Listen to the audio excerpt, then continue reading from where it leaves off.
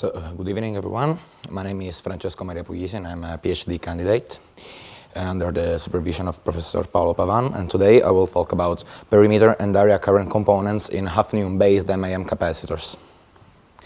So the main goal of this work is to study the current conduction in both stoichiometric and substoichiometric MIM devices based on hafnium oxide by looking at scaling issues. And this is done primarily because hafnium oxide is one of the most promising alternative dielectrics for nano-sized CMOS, for example, in the 32 nanometer commercial nodes is used in the high-K metal gate stacks, and as well as, for example, other alternative devices such as resistive RAMs.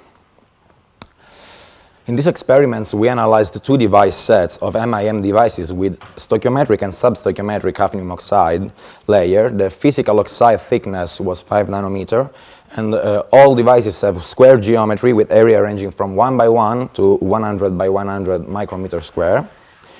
And the temperature is ranging from 30 degrees to 120 degrees. In this sketch, we can see what we intend for area and perimeter current components, and this will be clear later. At first, we analyzed the current density versus voltage behavior of the two device sets we had at disposition at different device areas at room temperature. While substoichiometric samples exhibit no variation of the current density with respect to the area scaling, the stoichiometric sample exhibit a current density increase with the area reduction, suggesting somewhat the existence of a non-negligible perimeter current component, at least in stoichiometric devices.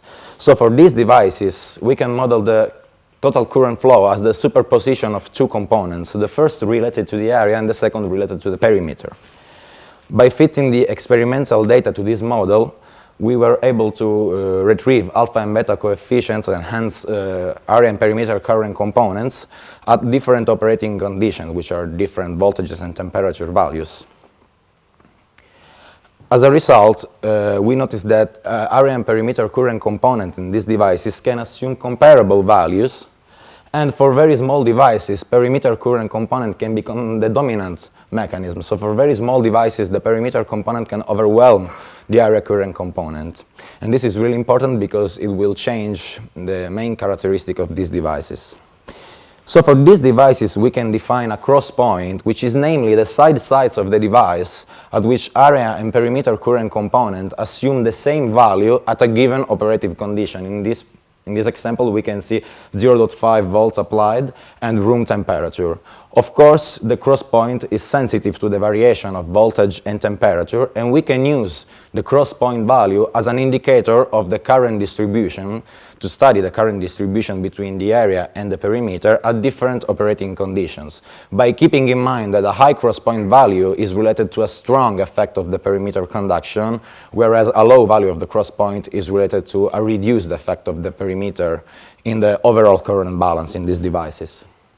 By looking at the plot on the right, we can see that the cross-point variation with voltage and temperature are straightforward to analyze. Either a voltage or a temperature increase will cause a cross-point decrease, so a reductional effect on the perimeter current component.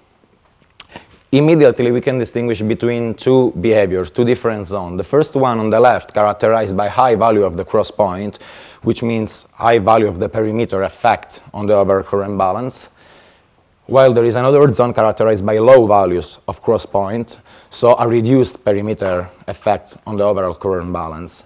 The divide between these two zones is found to be nearly at 0.8 applied voltage, which at room temperature corresponds to a cross point value of nearly 15 micron. 15 micron for this technological solution is found to be a critical side size, because devices whose side size is below 15 microns will have a dominant perimeter component with respect to the area 1 in most operating conditions from most voltage and temperature. Interestingly, the same divide is found in other independent experiments regarding the breakdown voltage of these devices and the trap-assisted tunneling activation energy experiments. As we can see, below 15 micron of side sides, the breakdown voltage trend is radically changed, indicating the existence and the non-negligibility of this perimeter current conduction, which drastically affects an important characteristic as the breakdown voltage of these devices.